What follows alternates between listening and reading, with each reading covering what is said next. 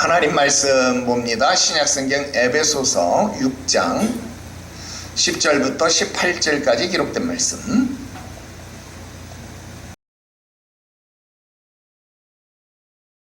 끝으로 너희가 주 안에서와 그 힘의 능력으로 강건하여지고 마귀의 간계를 능히 대적하기 위하여 하나님의 전신 갑주를 입으라. 우리의 씨름은 혈과 육을 상대하는 것이 아니요 통치자들과 권세들과 이 어둠의 세상 주관자들과 하늘에 있는 악의 영들을 상대함이라. 그러므로 하나님의 전신 갑주를 취하라. 이는 악한 날에 너희가 능히 대적하고 모든 일을 행한 후에 서기 위함이라.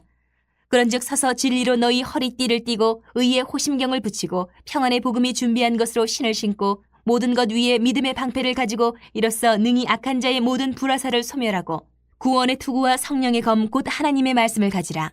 모든 기도와 간구를 하되 항상 성령 안에서 기도하고 이를 위하여 깨어 구하기를 항상 힘쓰며 여러 성도를 위하여 구하라.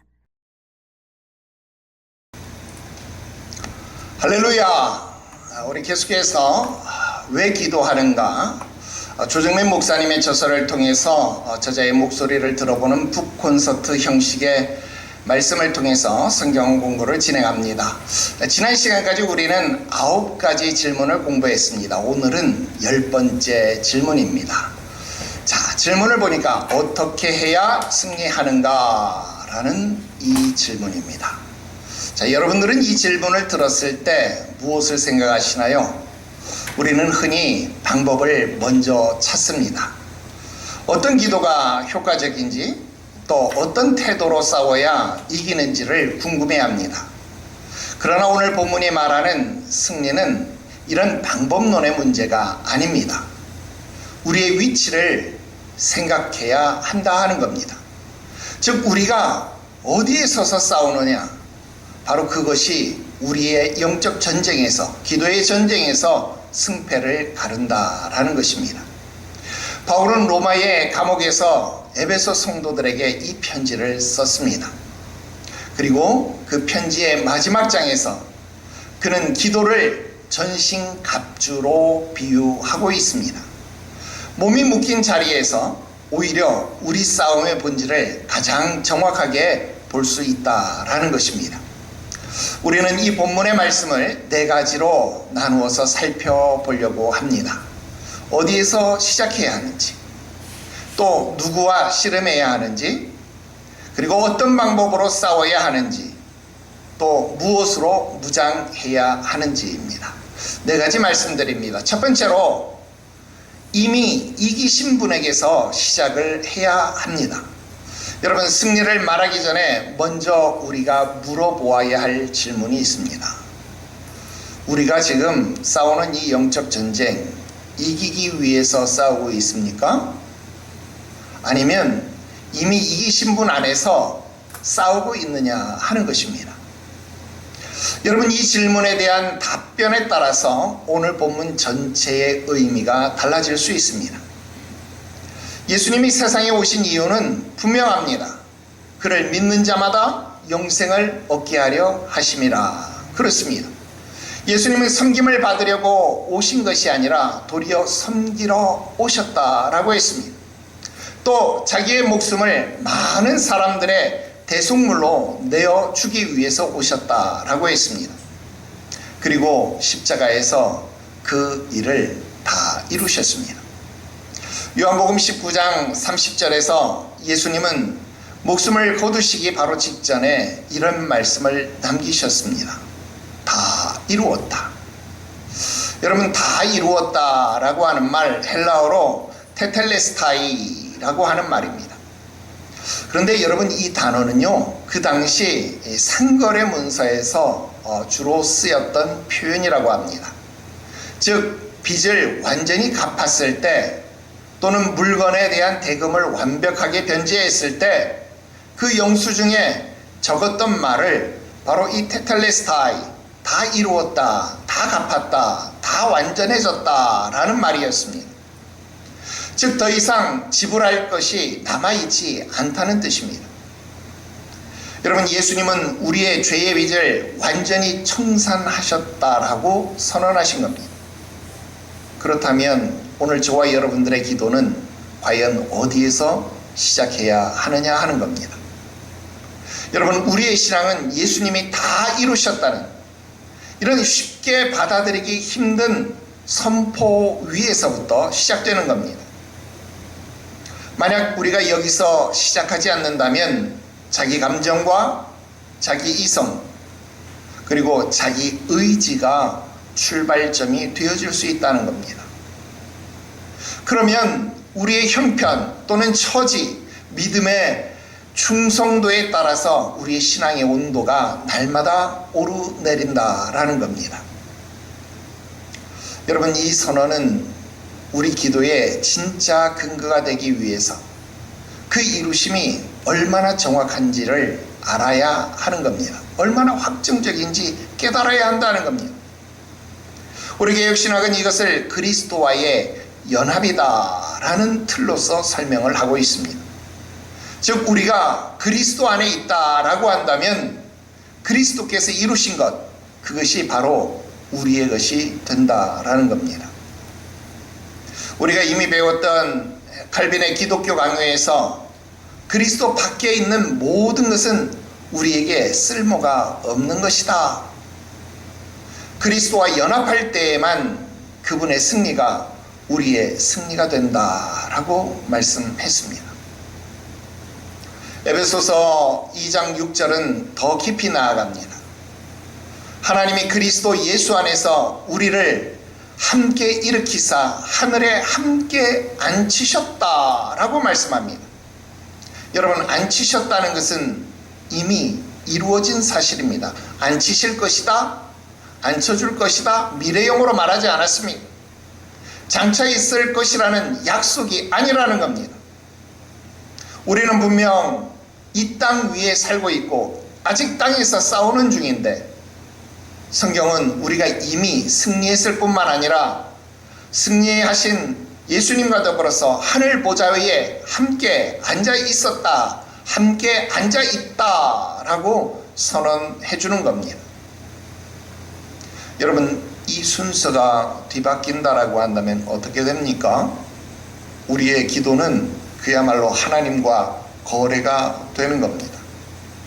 내가 얼마나 애썼는지에 따라 승리가 결정된다고 여기게 된다라는 겁니다.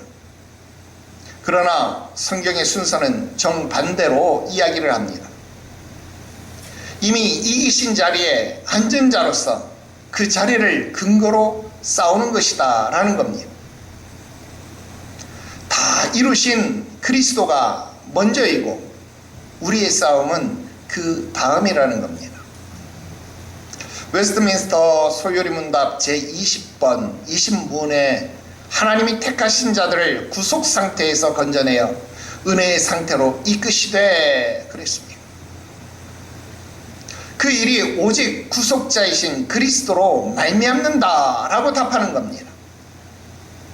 우리를 건져내는 힘은 우리 안에 있는 것이 아닙니다. 이미 이루신 그리스도 안에 있습니다. 여러분, 이 확신이 없으면 오늘 살펴볼 전신갑주도 결국 자기 힘으로 이겨보려고 하는 부적 또는 도구, 그와 같은 것이 되어버린다라는 겁니다. 그러므로 다 이루었다, 함께 앉히셨다. 여러분, 이 완료형의 신앙은 우리를 게으르게 만드는 것이 아닙니다. 오히려 정반대입니다. 이미 이기신 분 안에 있다는 확신이 우리 마음속에 있어야만 우리 눈앞의 상황 속에서 흔들리지 않고 끝까지 싸울 힘을 얻는다라는 것입니다. 여러분, 그동안 우리가 배워왔던 이 개혁신학은 오랫동안 붙들어온 순서가 분명합니다. 명령보다도 선언이 먼저 되어야 한다. 그래서 칭의가 먼저 나오는 것입니다. 무엇을 하라 하는 말씀보다 이미 무엇이 되었다라고 선언하고 있습니다. 누구든지 그리스도 예수 안에 있으면 새로운 피조물이라, 이전 것은 지나갔으니 보라 새 것이 되었도다.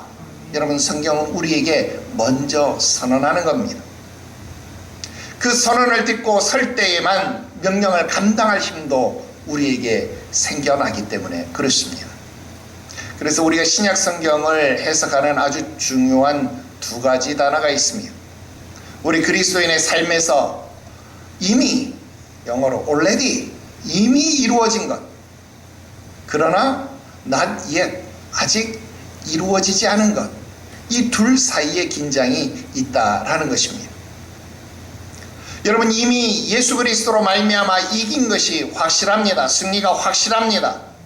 그러나 아직 그 승리가 온전하게 드러난 것은 아닙니다. 바로 우리는 그런 세상에서 살아갑니다. 그러나 그 긴장이 우리를 불안하게 만드는 이유는 없습니다. 왜? 이미 결과가 정해졌기 때문에 그렇습니다. 그러니까 믿음의 사람은, 확신이 있는 사람은 흔들리지 않는 겁니다. 비록 지금 고난을 당하고 비록 지금 힘들고 어려운 일이 있을지라도 이 싸움의 결과는 이미 승리라고 확정되었기 때문에 그렇습니다. 이미 이 모든 것이 완성되었다고 성경이 선언하고 있기 때문에 그렇습니다. 그러므로 삶의 자리에서 도무지 이기고 있다라는 승리의 확신이 들지 않는 분이 계실 겁니다. 그러나 그 승리의 근거는 여러분들이 바라보는 판단 기준이 아닙니다. 나는 이러고 있는데 어떻게 내가 이긴 거야? 어떻게 내가 이룬 것이야? 여러분, 도저히 수긍할 수 없을지도 모릅니다. 왜요? 우리의 형편을 살피기 때문에 그렇습니다. 그러나 우리 승리의 근거가 무엇입니까? 이미 다 이루신 그리스도십니다. 형편이 여전히 어려움에도 불구하고, 내 몸이 여전히 아픔에도 불구하고, 여전히 우리의 환경이 어그러져 있음에도 불구하고 우리가 서 있는 자리 자체는 이미 승리한 자리다라는 겁니다.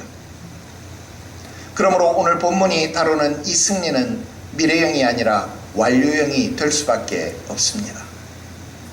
여러분, 우리는 이기기 위해 싸우는 것이 아닙니다. 이미 이기신 분, 바로 예수 그리스도 안에서 싸우는 겁니다. 이제 그 싸움의 실체를 조금 더 구체적으로 살펴보겠습니다. 두 번째, 우리의 씨름 상대를 분별하라 하는 것입니다.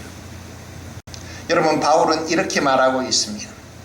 우리의 씨름은 혈과 육을 상대하는 것이 아니다. 통치자들, 권세자들, 이 어둠의 세상 주관자들과 하늘에 있는 악한 영들을 상대하는 것이다 라고 말씀하고 있습니다. 그런데 여기서 이 씨름이라고 하는 단어를 눈여겨볼 필요가 있습니다. 여러분, 씨름이라고 하는 건 무슨 말입니까? 원거리에서 싸우는 총격전이 아닙니다. 멀리서 총 한 방 쏘고 아니면 대포 한 방 쏘고 그래서 끝내는 싸움이 아니다라는 말입니다. 씨름이라고 하는 것, 서로 밀고 당기고 몸을 맞대는 싸움입니다. 그렇기 때문에 단숨에 끝나지 않습니다. 매일같이 지속되는 겁니다. 때로는 온 힘을 다해서 상대를 밀어붙여야 하고, 때로는 힘을 빼서 상대가 스스로 무너지는 반격의 순간을 기다려야 할 때도 있습니다. 그렇다면 오늘 저와 여러분들이 싸우는 그 씨름의 상대는 누구입니까? 통치자들과 권세들, 어둠의 세상 주관자들, 하늘에 있는 악의 영들이 바로 그 대상이라고 말하고 있습니다. 사람이 아닙니다. 눈에 보이는 어떤 개인이나 세력이 아니라 그 뒤에서 움직이는 영적 실체가 있다라는 것입니다. 바울이 쓴 통치자들과 권세들이라고 하는 이 단어, 헬라어로 번역해보면 아르키아, 아르카이라고 하는 말입니다. 또 엑수시아야, 그렇게 이야기합니다. 여러분, 이 두 단어는요, 당시 이 로마 세계, 그러니까 당시 로마 세계라고 한다면 전 세계를 말하는 것과 같습니다. 그 로마 세계에서 실제 정치 권력을 가리키던 단어들입니다.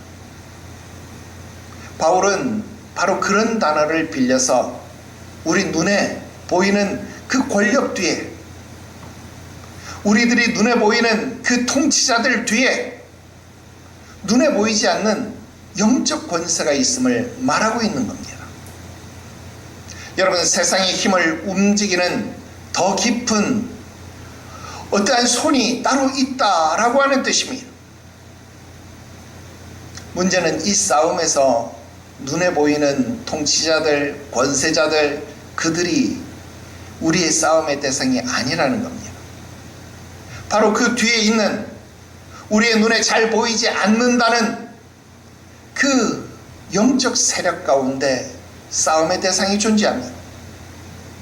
성경에는 선한 뜻을 품고도 자기도 모르게 대적의 편에 서는 인물들이 여러 등장했습니다. 우리 지난번에 살폈던 우사도 그런 인물이었을지도 모릅니다.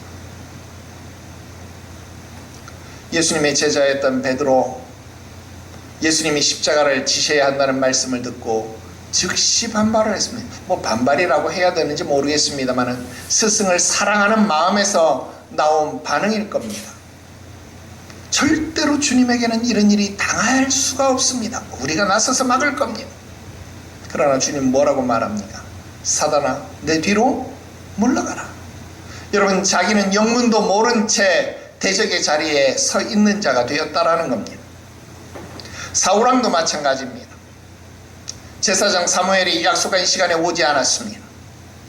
사울은 백성들이 흩어지는 것이 염려되었습니다. 그래서 자신이 직접 번제를 드립니다. 그의 마음은 공동체를 지키려고 하는 마음이었을지 모릅니다. 그러나 그 조급함이 그를 불순종의 자리로 이끌어 갔다라는 것입니다. 여호수아도 비슷한 순간을 지납니다. 장막 밖에서 엘닷이라는 사람, 메닷이라는 사람이 예언을 했습니다. 그때 여호수아가 모세에게 쪼르르 달려가서 뭐라고 말합니까? 그들을 말려주십시오. 여러분, 여호수아의 마음은 모세를 향한 충성심에서 나온 것이 분명합니다.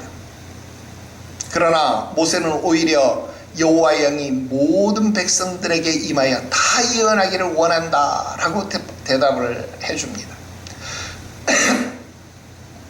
여호수아 역시 하나님의 뜻을 거스릴 뻔했습니다. 여러분, 이 이야기들에 공통적으로 우리들에게 전달해주는 사실이 있습니다. 우리는 언제나 자기 생각, 자기 판단을 정당화할 이유만을 찾아다닌다라는 것입니다. 그러나 그것은 복음서를 따라가는 신앙이 될 수 없습니다. 각자 자기의 마음의 소리, 자기의 선한 의지를, 선하다고 생각하는 그 의지를 따라가는 신앙일 뿐이다 라는 겁니다. 웨스트민스터 신앙고백서에서 인간의 부패가 지성, 의지, 감정 전체에 미친다라고 가르쳤습니다. 전적인 타락입니다. 여러분, 이는 우리의 선한 의도조차도 죄의 영향에서 자유롭지 않다라는 뜻입니다. 그러므로 씨름의 상대를 분별하는 일, 그것은 단순히 조심하는 정도로는 부족합니다. 자신의 판단력 자체를 의심할 줄 아는 그런 겸손함이 필요하다는 겁니다. 내 생각이 선하다고 느껴질 때일수록 그 생각의 출처를 다시 찾아보고 다시 물어야 합니다. 교회 안에서 다투는 성도들이 있습니다. 그런데 그들을 보면 대부분 뭐라 그래요? 자기가 옳다라고 확신합니다. 상대방이 문제고 나는 옳다라고 생각합니다. 그러나 정말 씨름해야 할 대상을 놓치고 사람과 씨름하고 있는 것은 아닌지 한번 돌이켜볼 필요가 있습니다. 여러분, 사람을 이기겠다고 끝까지 싸워서 이겨봤자 얻는 게 뭡니까? 상처뿐입니다. 진짜 싸움에서는 오히려 지는 셈이 된다라는 것입니다. 그러므로 그리스도인이 씨름해야 할 대상은 사람이 되어서는 안 됩니다. 그런데도 우리는 자주 사람과 싸웁니다. 눈에 보이는 상대와 힘을 겨루는 것이 눈에 보이지 않는 영적 존재와 씨름하는 것보다 쉽기 때문에 그렇습니다.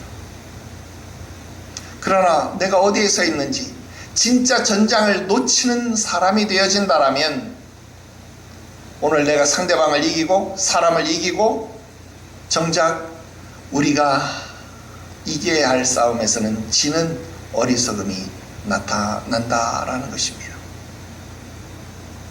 세 번째 말씀 드립니다. 목적이 방법을 정당화하지 않는다라는 겁니다. 여러분 진짜 기가 막히지 않습니까? 지금 우리가 배우는 사무엘하의 말씀이 또 이렇게 재차 확인되고 있습니다. 여러분 이렇게 하나님은 우리 교회를 사랑하시고 오늘도 살아 역사하시는 분이신 것 믿으시기를 바랍니다. 여러분 씨름의 상대를 안다고 해서 싸움이 다 끝나는 것은 아닙니다.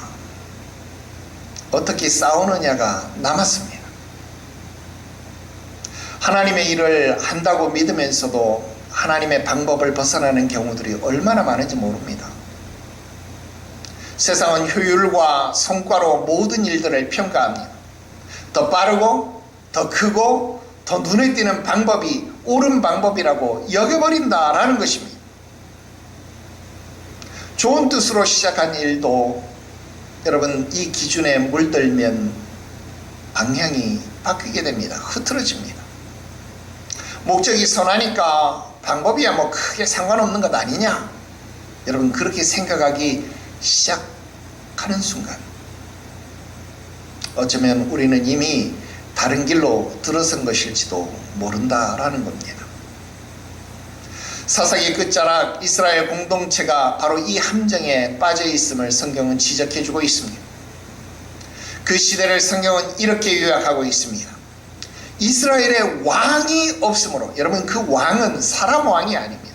이스라엘의 왕이 없으므로 사람이 각기 자기 소견에 옳은 대로 행하였더라.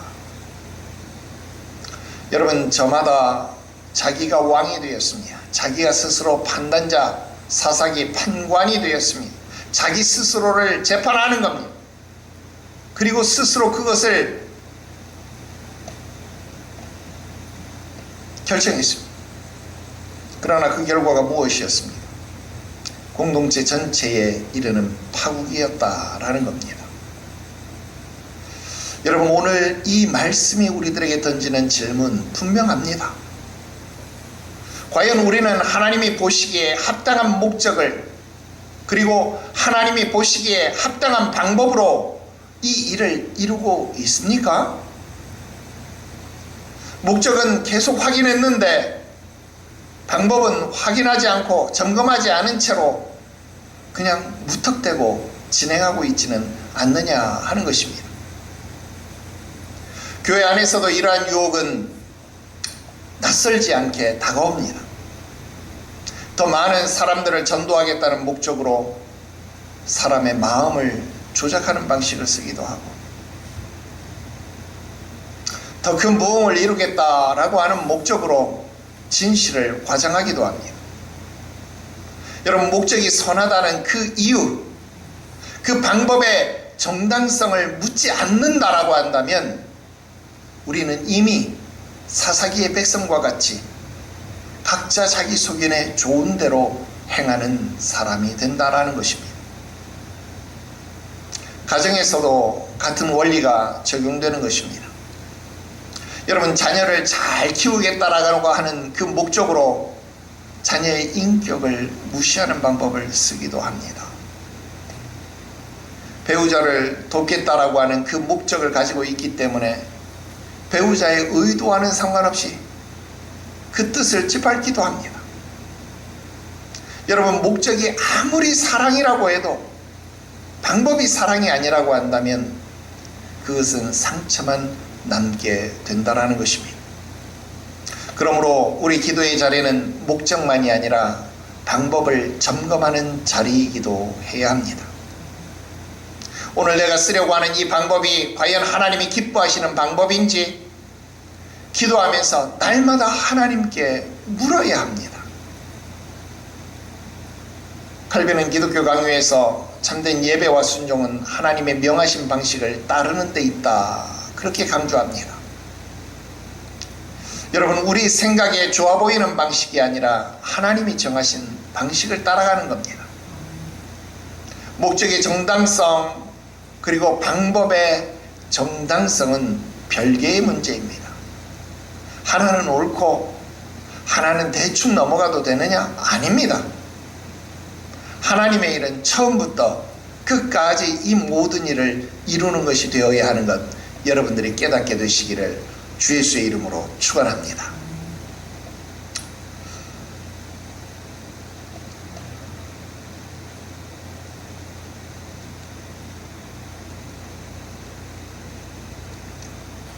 예수님께서 오늘 우리들에게 이야기했던 그 방법이 무엇인지를 효율보다 사랑이 우선되어지고 생산보다 섬김이 우선되어지는, 그래서 서로를 지키는 그 아름다운 삶이 우리 교회의 가정의 자녀들의 인생 여정 속에서 일어나야 할 것입니다.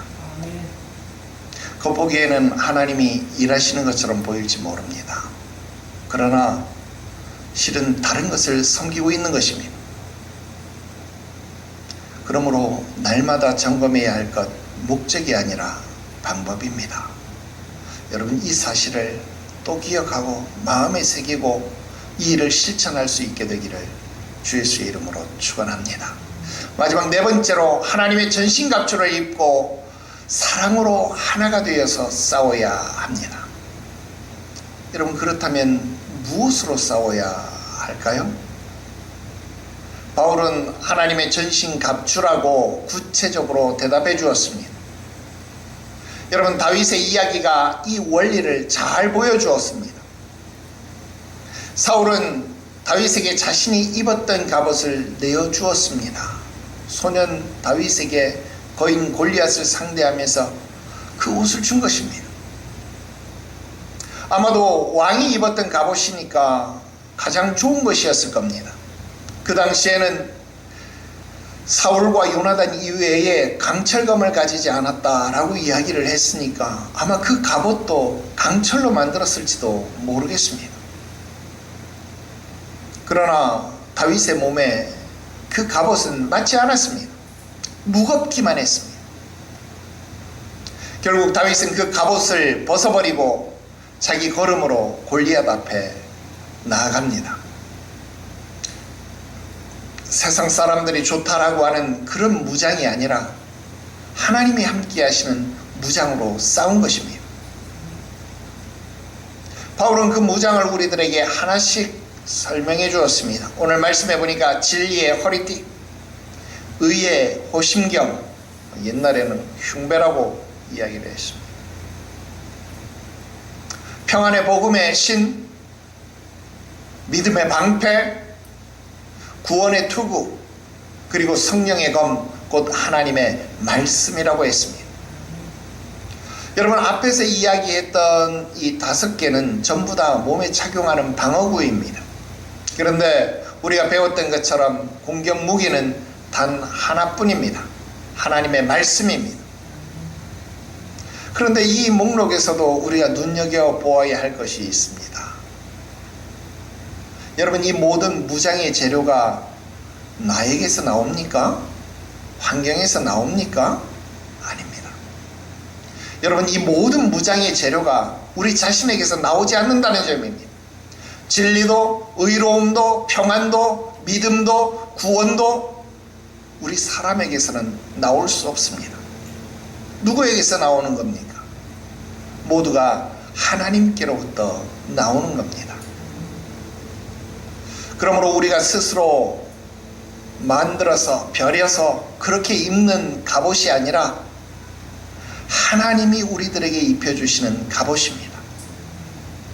이것이 앞에서 살펴본 원리와 정확하게 연결이 됩니다.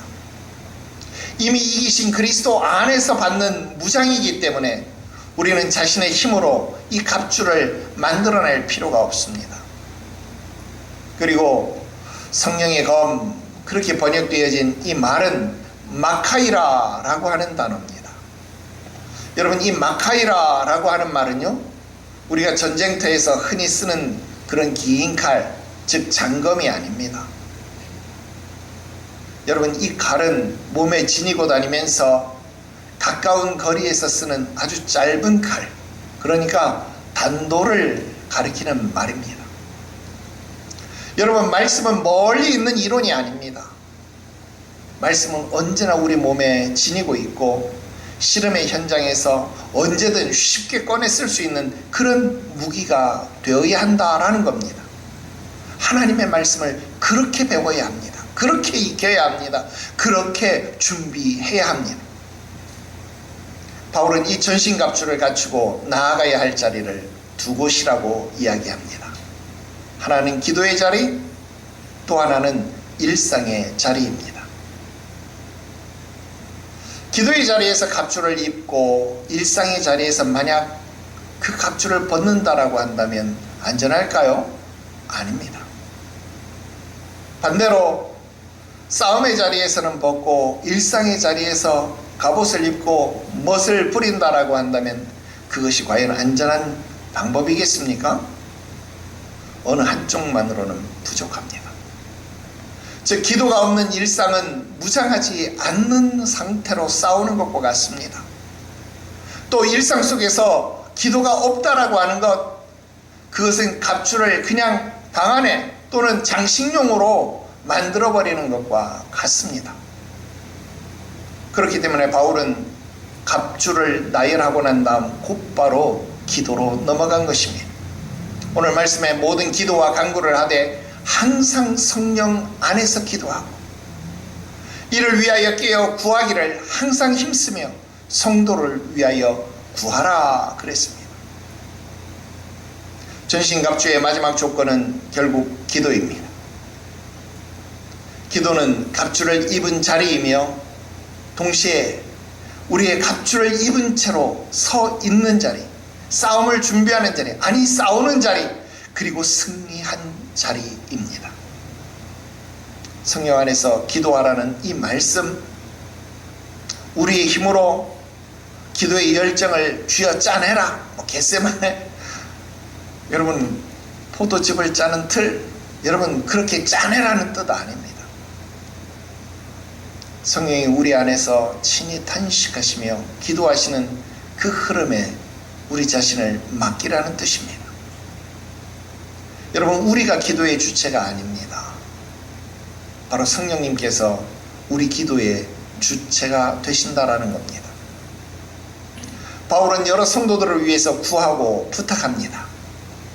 다른 성도들을 위해 기도하는 사람은 자기 짐을 잠시 내려놓고 이웃의 짐을 대신 지는 사람이다 라는 겁니다. 그런데 신기한 것이 있습니다. 그렇게 이웃을 위해 기도하는 동안 정작 내 자신의 기도 제목도 함께 응답되는 경우가 많더라는 것입니다.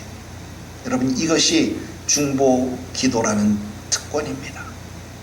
사람이 무엇으로 심든지 그대로 거두리라 그랬습니다. 나는 남을 위해서 기도하는 중보의 도구가 되어지지만 우리의 성령님께서 우리를 위하여 친히 말할 수 없는 탄식으로 간구해 주시기 때문에 내가 주의 일을 하면 주께서 내 일을 해 주신다. 여러분 우리 교회는 이게 훈련이 잘 되어 있습니다.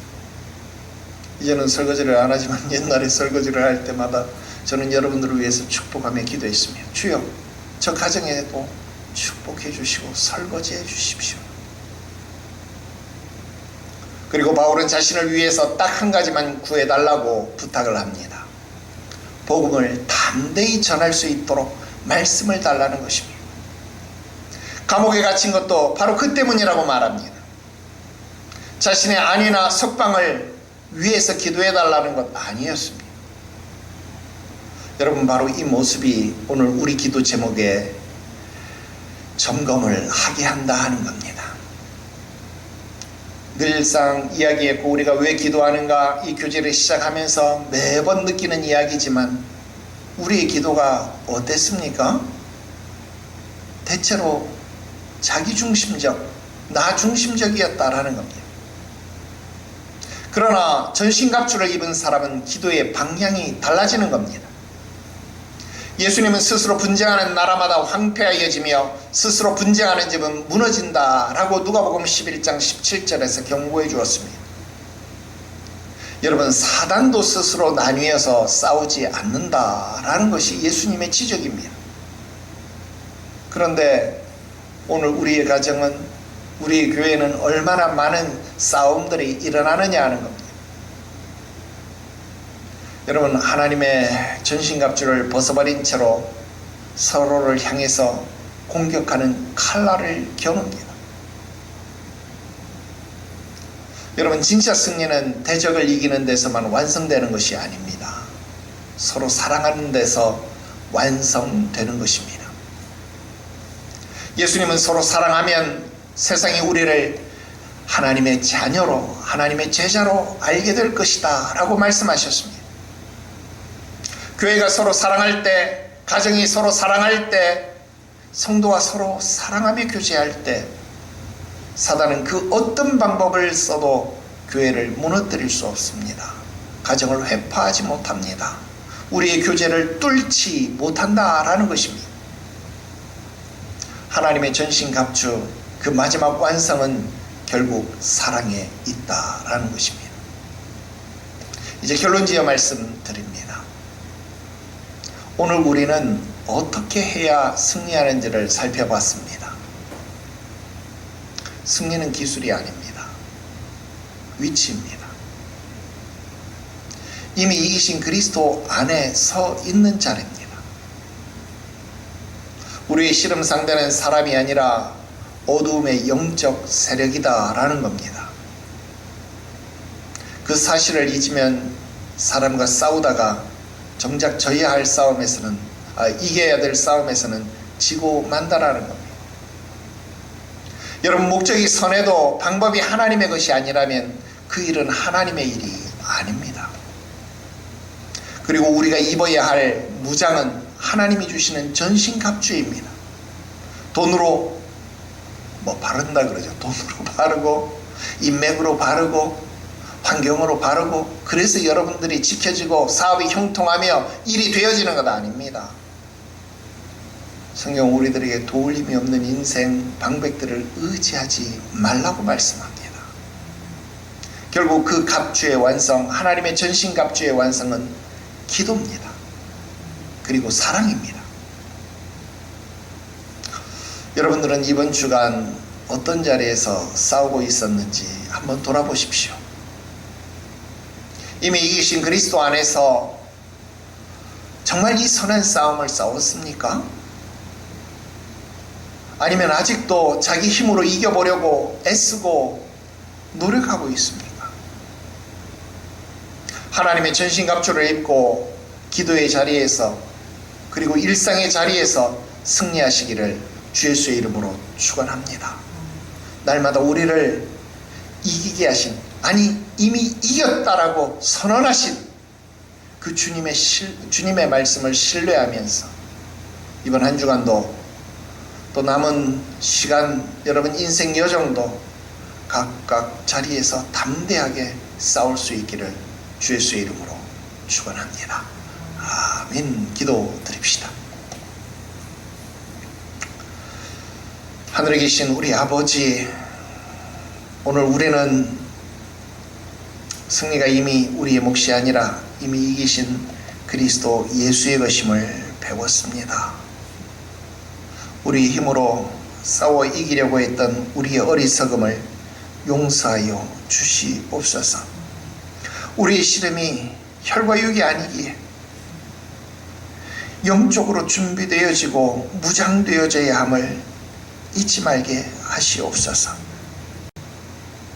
목적이 선하다는 이유로 방법을 소홀히 여기는 자 되지 않게 하시옵시고, 하나님의 일을 끝까지 하나님의 방법으로 이루어갈 수 있게 하시옵소서. 이 일을 위하여 오늘 말씀하신 진리의 어리띠, 의의 호심경, 평안의 복음에 예비한 신이 우리들 가운데 있게 하여 주시옵시고, 믿음의 방패, 구원의 투구, 성령의 검으로 우리를 온전하게 휘둘러 주시옵소서. 그리고 그 무엇보다도 서로 사랑함으로써 이 무장의 생명력을 불어넣게 하시옵소서. 거룩하신 구주 예수님의 이름으로 기도드리옵나이다. 아멘.